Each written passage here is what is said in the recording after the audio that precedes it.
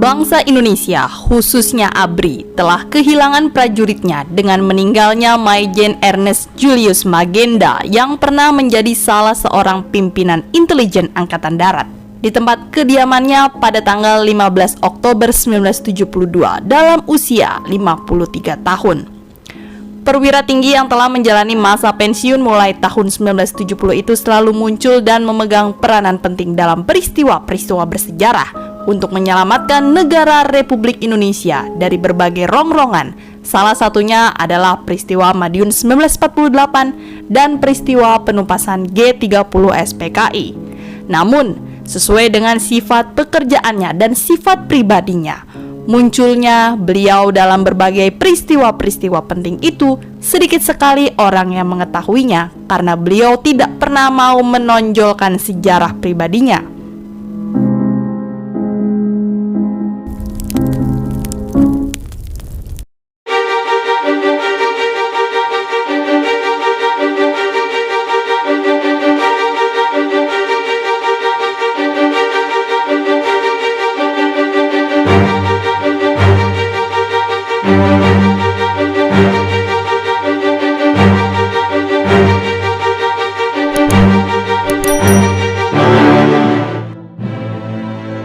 Ernest Julius Magenda pernah menggagalkan pemberontakan Madiun dengan tipu muslihat.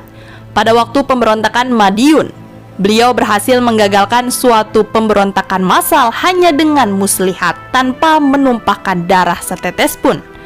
Julius Magenda tahu bahwa pemberontak-pemberontak Madiun adalah bodoh-bodoh dan fanatik. Pernah beliau didatangi oleh 6.000 pemberontak bersenjata golok. Kebetulan Julius Magenda hanya berenam. Julius Magenda bertanya apa maksud kedatangan mereka sebanyak itu. Mereka menjawab, Soekarno hendak menjual negara kepada Belanda dan Mobile Brigade itu adalah militer Belanda. Pimpinlah kami untuk membunuh Soekarno dan menyerbu markas besar. Magenda pun menjawab, baik-baik kamu semua, akan saya pimpin untuk menyerbu militer Belanda dan Soekarno. Bertiaraplah kamu semua, semua pemberontak yang berjumlah 6.000 orang. Dan yang sudah meluap kemarahannya karena sudah dipengaruhi PKI itu tiarap semua. Berjam-jam mereka dibiarkan tiarap dan akhirnya mereka letih dan mengantuk. 10 demi 10 orang dikumpulkan oleh Magenda dan dinasehati untuk pulang saja.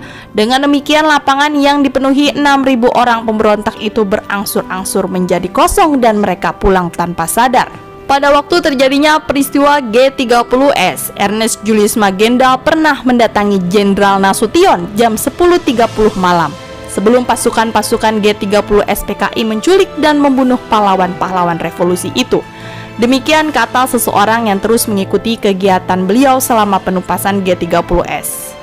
Dikatakannya bahwa apa yang dibicarakan dengan Jenderal Nasution dia sendiri tidak mengetahui, tapi Ernest Julius Magenda sendiri bercerita pada istrinya, Nyonya Nurhaya Magenda. Dikatakan beliau melaporkan kegiatan PKI yang semakin meningkat dan rencana PKI untuk mengadakan pemberontakan, tapi kapan waktunya belum diketahui pada waktu itu. Oleh Julius Magenda ditanyakan kepada Jenderal Nasution, apa perlu kita menambah pasukan? Tapi Jenderal Nasution menganjurkan untuk tidak menambah pasukan karena hal itu akan menimbulkan dugaan seolah-olah dari kitalah yang akan mengadakan coup.